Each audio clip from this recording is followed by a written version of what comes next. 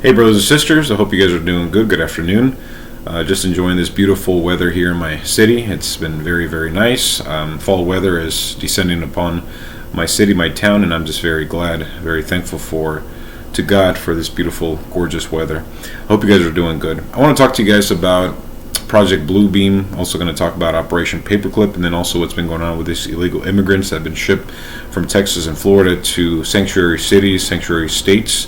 How all of this obviously has to do with a distraction, and how the New World Order is obviously trying to keep us all in cahoots with each other. Project Bluebeam is a conspiracy theory, brothers and sisters, that's been permeating since 1994. It's a belief where the New World Order is going to be faking a alien invasion, or also the second coming of Jesus Christ. And according to conspiracy theories, the process describes that Bluebeam theory, the steps necessary in order to establish the New World Order. According to the Bluebeam theories, NASA and the UN have begun to produce highly advanced technology.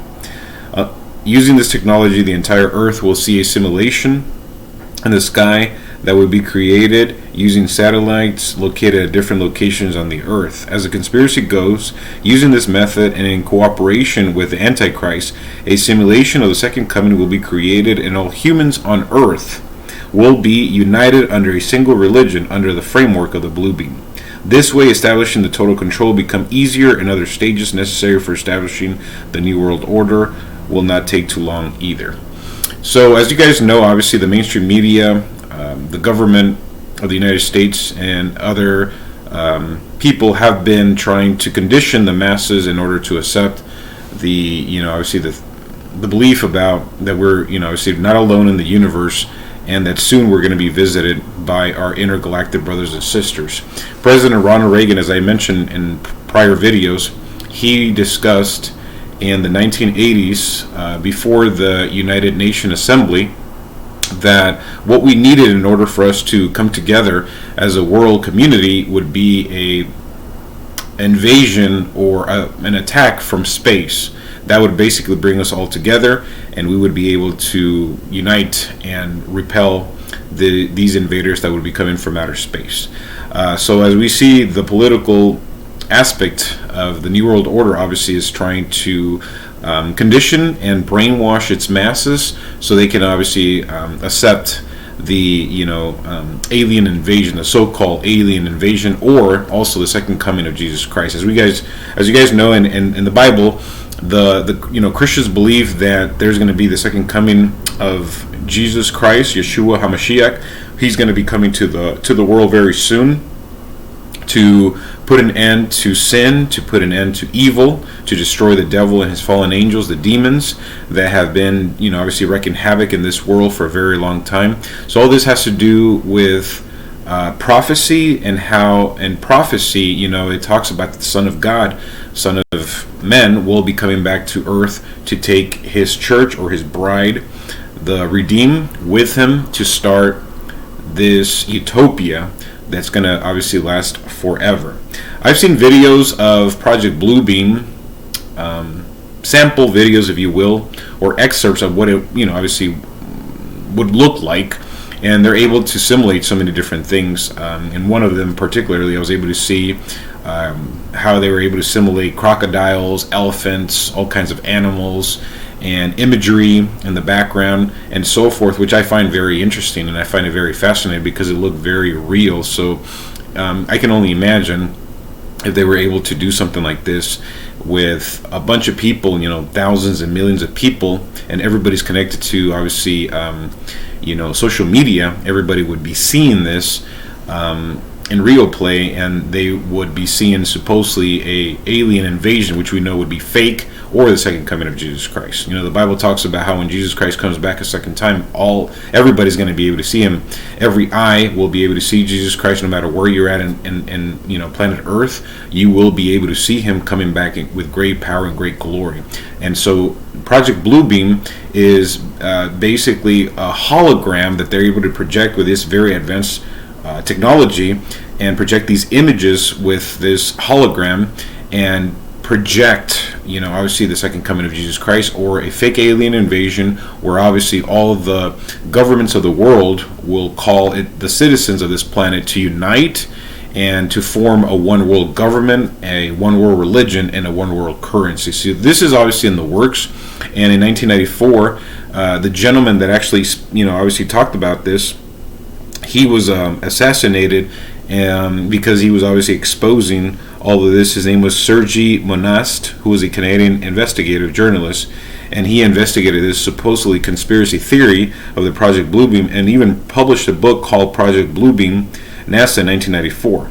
And many people believe that he was obviously murdered. He was poisoned.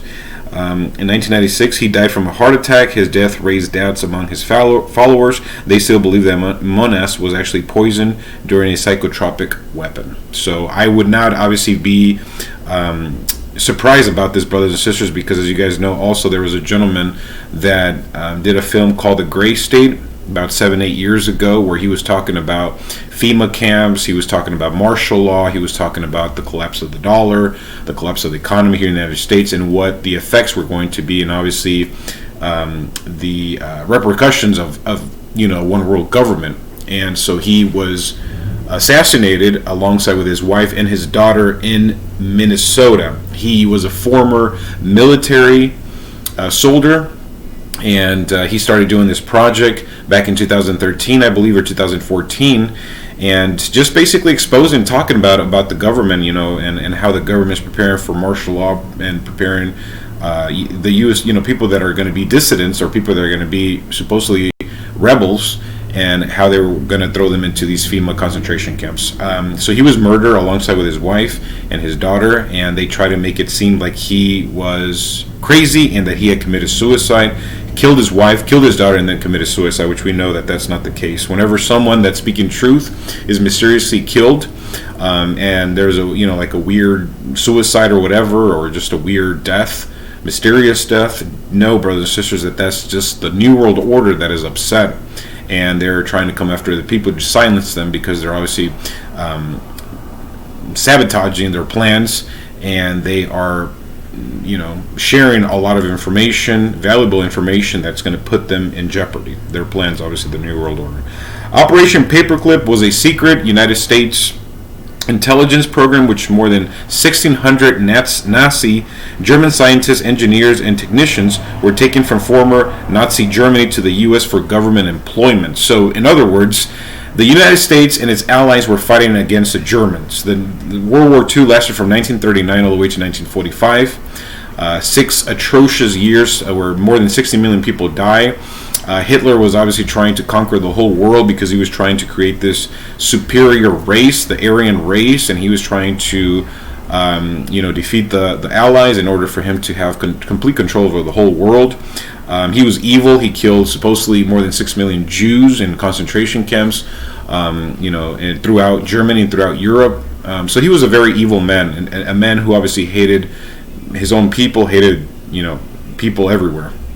And so these scientists, the Nazi scientists that were working for Hitler, after World War II concluded, the United States brought these scientists and these engineers to the United States in order for them to help them have an advantage over Russia, because at that point in time, the new foe of the United States was not Germany. They obviously were defeated big time by the Allies, but the United States knew that there was an Iron Curtain that started extending over Eastern Europe, and that was obviously the Soviet Union. And in order for them to have the advantage over the Soviets, they were going to bring all these scientists and engineers to the United States. One of them was Wernher von Braun. You guys probably have heard of this guy. He was a rocket scientist. He helped start NASA, and he was the brain and behind this operation of NASA in order for them to supposedly go to the moon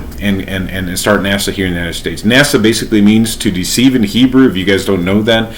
And Wernher von Braun, obviously, he faked 6 moon landings. There were 6 moon landings supposedly that the United States did during this time, and a lot of information has come out showing that this was a farce, that this was a lie, this was a deception, that we did not really complete those 6 missions, that they were all just a hoax. So this gentleman was one of them that came here. The primary purpose for Operation Paperclip was the U.S. military advantage over the Soviet-American Cold War in the space race. In comparable operation, the Soviet Union relocated more than 2,200 German specialists, a total of more than 6,000 people, including family members, with Operation Osua Vakim during one night in October 22nd, 1946. So I just find it very fascinating, brothers and sisters, that we see how these people obviously, at one point were enemies. The United States and Germany, they were enemies, but then all of a sudden, because we wanted to have, military, technology, arms, and then also when it came to the space race versus the Soviets, we wanted to have the advantage over them. So that's the reason why we brought all these scientists. Wernher von Braun, brothers and sisters, in his tombstone, if you guys see his tombstone in Google, you will see that in his tombstone he has Psalms 19 verse 1 that talks about the heavens declare the glory of God, and the firmament announceth or showcased the handiwork, his work. So in other words, Wernher von Braun actually he was trying to leave a clue where he was talking about the firmament.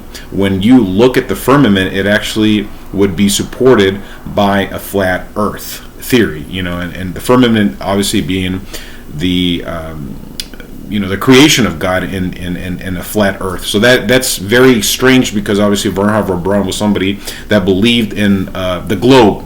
Obviously the world, as we know, that is round, that it's a globe, that is rotating,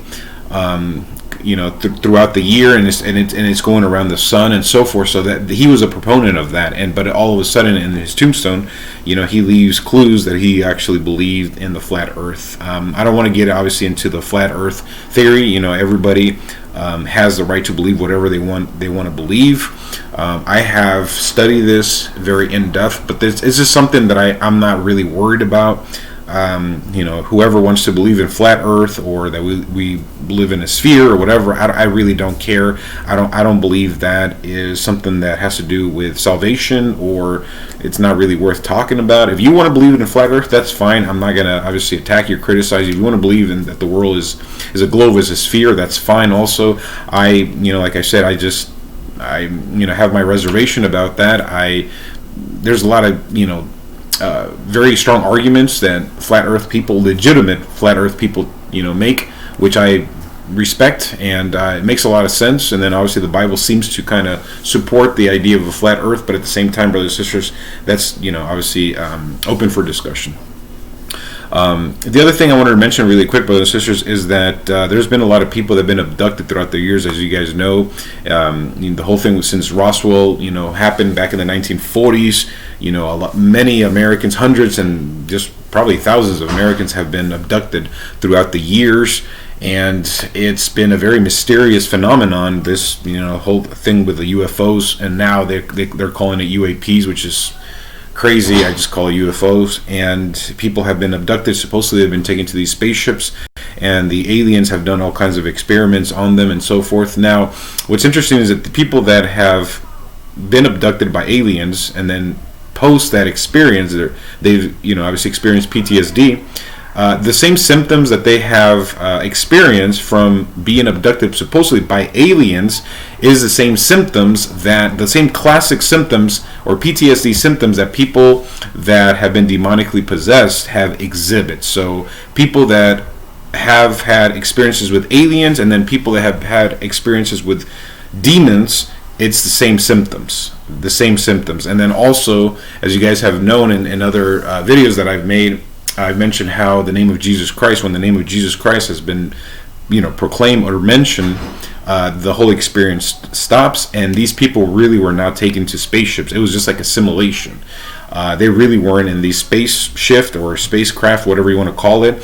As soon as these people that are believers or even non-believers, but they so happen to just say the name of Jesus Christ, the experience stopped immediately. So I just find that very fascinating, brothers and sisters. There's power, obviously, in the name of Jesus Christ. He is the name above all names. Every knee is going to bow and confess that He is the Lord. The thing going on right now with the whole immigration thing with the illegals and stuff like that, I truly support us, obviously not protecting our borders, making sure that people come here legally. It's just common sense. Every country must have a border, must be able to secure its border. We need to be independent. We need to be consistent when it comes to our laws, because we need to protect our citizens. Now, I truly believe that people in the government and many major businesses and corporations are trying to take advantage of cheap labor, which obviously doesn't help anybody. It doesn't help them either, because in a way it's putting them in their lives in jeopardy and in harm's way. I've talked to people that know people or have family members that have come here illegally, and there's cases of women being raped, kids that are being sexually molested, and they're being trafficked. So women are being trafficked, kids are being trafficked. The drug cartels, obviously, these people are demonic. They have no respect for anybody, and they're just trying to make money and extort these poor people. Politicians, obviously, and especially in Washington D.C., Joe Biden, they know no boundaries, no limits, obviously, when it comes to this, because they don't care. They're just trying to create a one world government. I spoke to a lady from Venezuela that told me that when I asked her about this, because most of these people that were sent to Martha's Vineyard, they were from Venezuela. And when I talked to this lady from Venezuela, she was telling me that apparently Biden had made some type of treaty or had an agreement with not Nicolas Maduro, not the president of Venezuela, but the opposition. And they sent some prisoners and basically sent all these kinds of people with criminal records, Venezuelans, to come here to the United States. So that's kind of like very similar and reminisce of the 1980s when Cuba was sending all of its political exiles and all its criminals and all its thieves and all these bad people that were coming to the United States. And obviously, like I said, I believe in having a secure, strong border. I'm not for open borders. I'm not for, obviously, when it comes to illegal immigration. I think this is obviously very detrimental to our country. I was born in the United States. My parents are from El Salvador. They came here legally, and they respected the law. And so I believe that everybody that wants to come here, we support legal immigration. We support immigration, but legally done through the proper channels. And like I said, brothers and sisters, I'm not against, obviously, these people coming here. I sympathize for them. I've been to El Salvador. I've been to Guatemala. I've seen firsthand how people over there live. They live in very, obviously, porous conditions. They're third world countries, and so these people are they have no choice. I understand, and I can sympathize with that, but you have to also understand there's thousands of other people around the world that are waiting. They're going through the process. They're obviously paying money. They are filling out paperwork. They're waiting 7, even 10 years to come here, and so these people are just basically cutting in front of the line. That's obviously not fair. I applaud Governor DeSantis and Governor Abbott for basically making a political statement and sending these illegal immigrants and sending them to Martha's Vineyard, because you see the hypocrisy of the left. Because obviously the majority of the people in Martha's Vineyard are more than 80% are Democrats. They're leftists. So they're all about, oh yeah, we need to bring these people. They need to come here, give them better lives. Let's give them money. Let's give them money so they can have health services. They can have housing. They can have free education. They can have all these benefits and all these perks and stuff like that. But yet when these people are dropped in their backyard, these elitists in Martha's Vineyard, they're hypocritical. They're like, oh yeah, let's send them to a military base and send them to the military camp. So you see the double standard. You see the hypocrisy of these people. And I really sympathize with the people that live in Arizona and Texas, where they see an influx of illegal immigrants daily. These people, a lot of them, they're not good people, brothers and sisters. They're disrespecting or breaking, obviously, trespassing private property. They have been known to attack many property owners, Americans, obviously, and have hurt them and have hurt their families. And so, personally, if I was, an individual who lived in a ranch, for example, a ranch person, I would not want to have, unknown people going through my property, in and out, are walking through my property, especially if I have a family. That would be very scary, because a lot of these people, obviously, they're like I said, they're criminals. They have bad records. They're drug traffickers. They're coming here to obviously, extort and take advantage of people and so forth. And then you have obviously the situation with the fentanyl, which is obviously very crazy, brothers and sisters. A lot of people. The people are just obviously being very, affected by this. A lot of people are dying from fentanyl, and so it's sad, brothers and sisters. It really is sad that this is going on in the United States, because obviously we are not putting a stop to this. We could secure the border if we wanted to. We have the most strongest military in the world, but we decide not to. It's because there's obviously an agenda behind that. It's profiting the big businesses and the corporations, and the politicians are obviously being paid handsomely. So. Anyways, guys, I hope you guys enjoy this talk. And like I said, the whole thing with the UFO, we know that it's they're interdimensional. They're not coming from infinite space. There's an agenda behind this, and they're obviously trying to promote this New World Order agenda. So, brothers and sisters, please subscribe to my YouTube channel. I really appreciate your support. Comment below, give it a thumbs up. I really appreciate your support, brothers and sisters. It means a lot to me, and I hope to continue to grow my YouTube channel and speak truth, because that's what I want to do. God bless you guys. Love you guys.